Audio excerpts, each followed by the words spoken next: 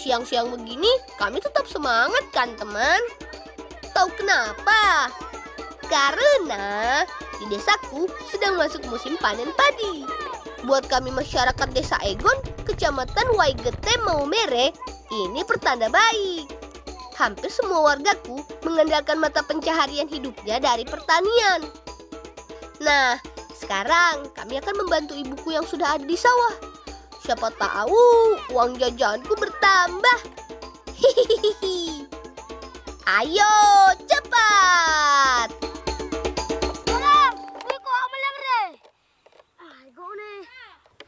Ada man ko ibulok ka di makanya blero po ibulok ka di pamblon. Dasan po iya ya. Gerobak gadang animunya bulok. Makanya ropo meleng. Ropo saya miu. Ropo saya. Ya, pantas saja Tisan kecapean begitu. Gerobak ini memang kami buat sendiri. Perhatikan saja gerobaknya Tisan. Jarak Tisan dengan rodanya lebih dekat daripada gerobakku. Makanya Tisan lebih banyak mengeluarkan tenaga untuk mendorong gerobaknya.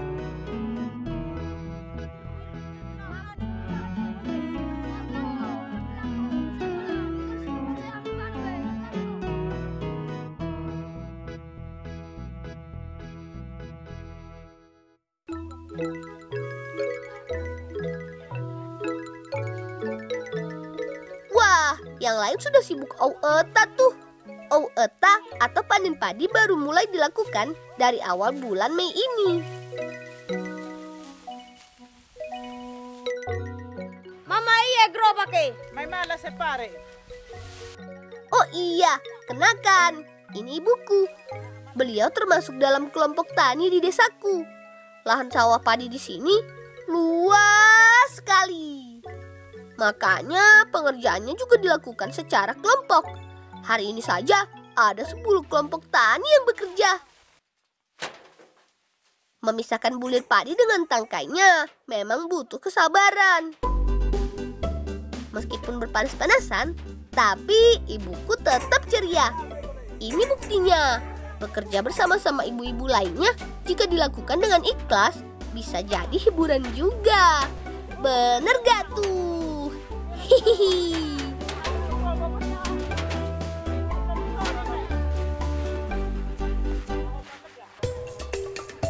Ayo, angkat! Hihihi. Kami tidak sedang main air kok. Hari ini wargaku sedang bergotong royong membersihkan bendungan air. Oh iya, desaku terletak di kaki Gunung Egon. Kami sangat bersyukur tinggal di sini. Karena hanya mata air Gunung Egon yang dapat mengalirkan air sepanjang tahun. Kami terus menjaga keberlangsungan ini. Salah satunya dengan membersihkan bendungan secara rutin. Setidaknya 2 kali dalam setahun. Di awal musim hujan dan di akhir musim hujan. Warga akan mengeruk pasir dan kotoran lainnya yang mengendap. Pasir-pasir akan dibuang atau ikut mengalir ke arah sungai. Bendungan ini didirikan untuk mengatur alur air sampai ke lahan warga. Kata ayah, ada sekitar 65 hektar lahan yang siap menerima air dari sini. Supaya adil, pintu air juga akan dibuka secara bergantian. Setiap 2 hari sekali. Punta itu pun mana? Blaur pe. Epe blaur. Itu na pun sih. Pansi. Apa depan ya ge?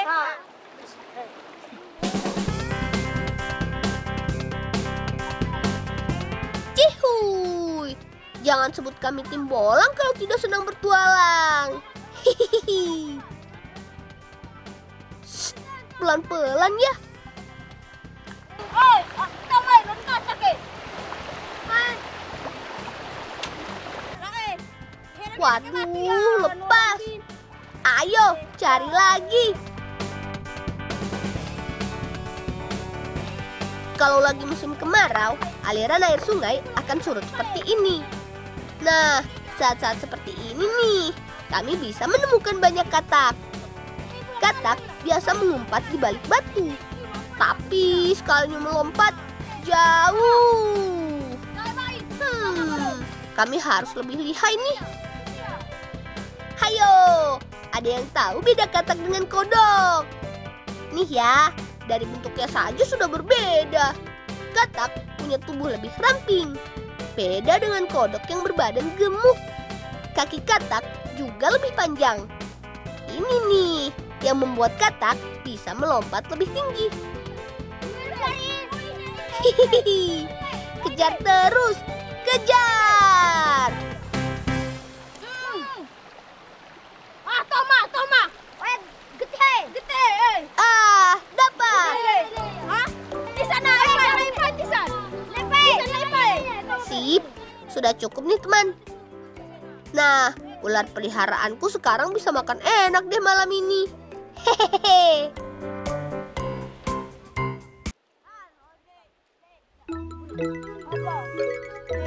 Desa kami punya tanah yang subur loh teman. Berada di lingkungan gunung berapi membuat tanah di desa kami bagus. Abu vulkanik sisa dari letusan gunung pada zaman dulu membuat tanaman dapat tumbuh subur di sini. Kata ayah, abu vulkanik punya fungsi yang sama dengan pupuk.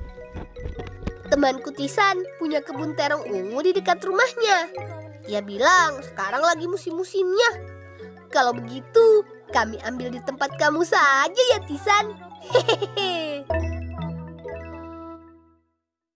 Evana, Yo. gawan beklayan atau tena? Gitu tuh ibu ay.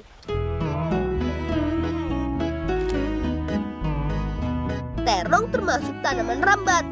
Makanya ayah Tisan memasang tangkai supaya tanamannya tumbuh dan menjalar rapi. Selain itu, supaya buahnya tidak mudah jatuh. Satu pohon bisa tumbuh sampai 5 buah terong loh. Yuk, sudah cukup nih.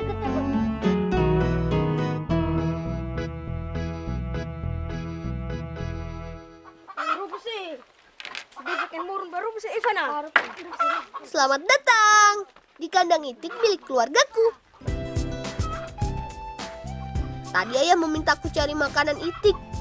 Kebetulan jagung kering makanan kesukaan itik habis. Jadi aku mencari makanan yang juga mengandung biji. Nah, terong ini salah satunya. Bulang rupa sih, batas sih bebek murung ya. Pane sabi ba sementara batar ba iya we. Aku punya itik sampai 15 ekor. Sebelumnya aku punya lebih banyak lagi.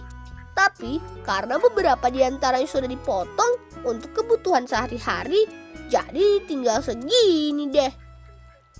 Itik-itikku suka sekali dengan biji-bijian. Ayo makan, biar kalian cepat gemuk. Hehehe.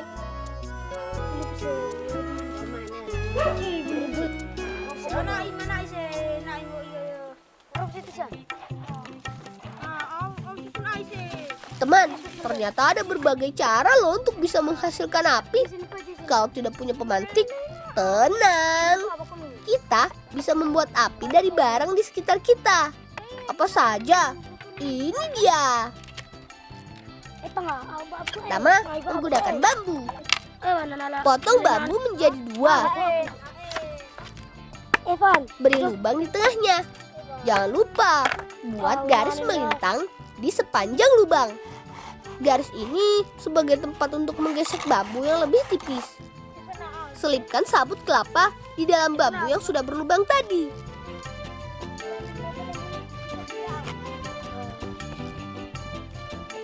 Gesek ruas-ruas bambu sampai menghasilkan asap.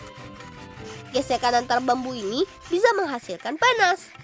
Kemudian panas akan disambar oleh sabut kelapa. Baba.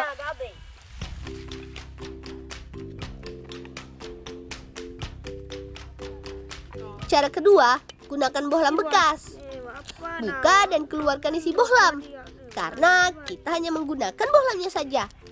Hati-hati dengan pecahannya ya. Kemudian isi dengan air bening sampai penuh. Gunakan sabut kelapa sebagai media bakarnya. Tutup bohlam dengan jari. Lalu hadapkan bohlam ke sinar matahari. Cari satu titik sinar matahari. Usahakan jangan berubah posisi ya. Hanya matahari terik yang bisa memantulkan panas dan menghasilkan api.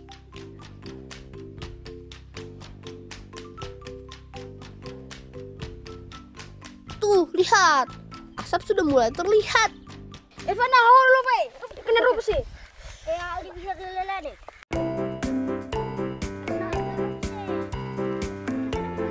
Dengan cara-cara ini, kami bisa deh bakar jagung tanpa pemantik. Kalau teman di rumah lebih suka cara yang mana?